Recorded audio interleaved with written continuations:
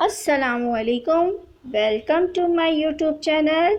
आज मैं आपके लिए लेकर आई हूँ अंडे आलू का सालन, जो बहुत ही निहायत ही मज़ेदार तरीके से मैं बनाने वाली हूँ। इस रेसिपी को फॉलो करेंगे तो इंशाल्लाह आपका सालन भी बहुत मज़े का बनेगा। तो सबसे पहले मैं स्टार्ट करती हूँ। सबसे पहले मैंने अंडे बॉईल कर लिए थे।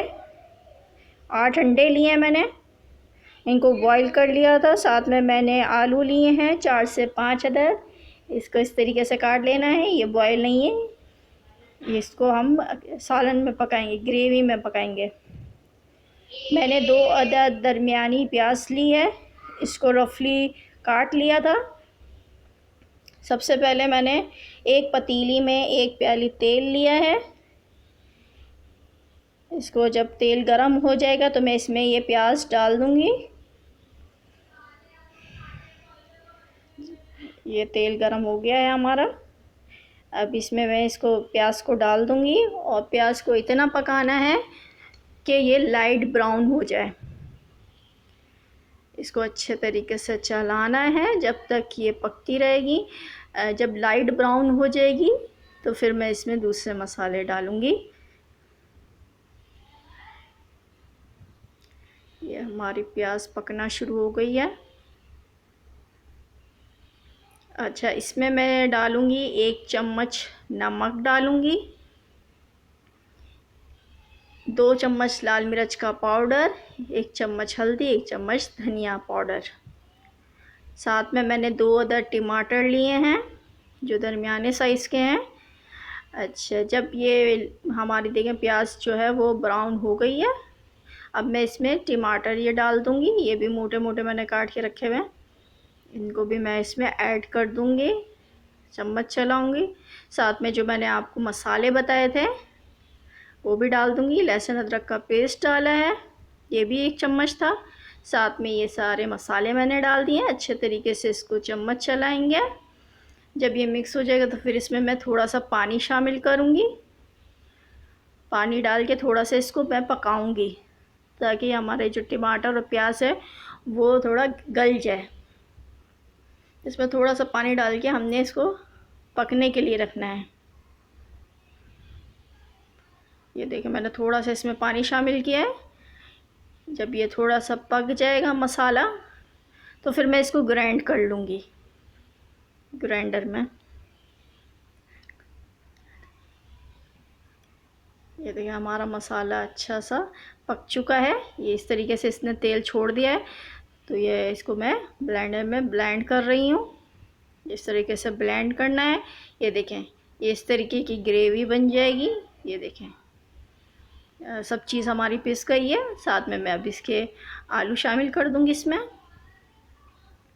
आलूओं को भी इस तरीके से पकाना है अच्छे तरीके से, इसमें मिक्स करके।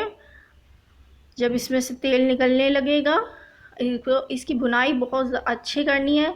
अच्छी भुनाई करेंगे तो आपका सालन और मज़े का बनेगा। बहुत अच्छे तरीके से भुनाई करने के बाद जब तेल इसमें से ये देखें तेल ऊपर आ गया है। ये देखें इस तरीके से अच्छे तरीके से हमने इसको भुनाई करनी है इसकी।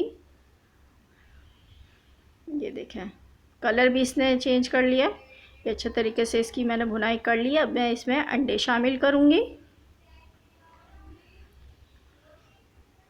अंडे शामिल करने के बाद इसको अच्छे तरीके से इस तरीके से चम्मच चलाना है कि अंडे हमारे टूटे ना। ये मैंने इसलिए अभी डाले हैं ताकि अंडे भी इसमें ग्रेवी में इसका भी फ्लेवर आ जाए अंडों में। अच्छा जी, ये चलाने के बाद अब मैं इसमें पानी ऐड कर दूँगी।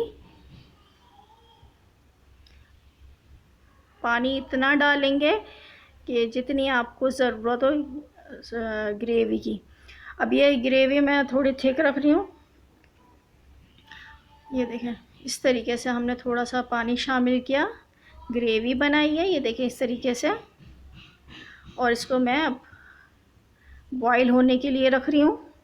अब तक जिसने भी मेरा चैनल सब्सक्राइब नहीं किया वो प्लीज़ मेरे चैनल को सब्सक्राइब कर लें ताकि हर आने वाली वीडियो आप तक पहुँच सके, और बेल आइकॉन का बटन भी दबा दें। अच्छा ये देखें ये पकने लग गया है। जब ये पकने लगेगा तो मैं इसमें मिर्चें शामिल करूँगी 4 से 5 अदद, ताकि उनका फ्लेवर भी आ जाए। ये पकना शुरू हो गया है। अब इसमें मैं मिर्चें डाल रही हूँ और इसको मैं ढक्कन लगा के 15 मिनट के लिए छोड़ दूँगी हल्की आंच पे, ताकि ये जो आलू हैं वो गल जाएं। ये देखें हमारा मज़ेदार सा सालन तैयार हो गया है। गरम मसाला मैं इसमें ऐड कर रही हूँ, साथ में मैं इसके डालूँगी हरा धनिया, और ये मज़ेदार सा सालन रेडी हो गया है। आप इसको चपाती के साथ, नान के साथ, बॉइल्ड राइस के साथ सर्व करें और मज़े करें। इंशाल्लाह मिलती हूँ नेक्स्ट रेसिपी के साथ। अल्लाह हाफ़िज़।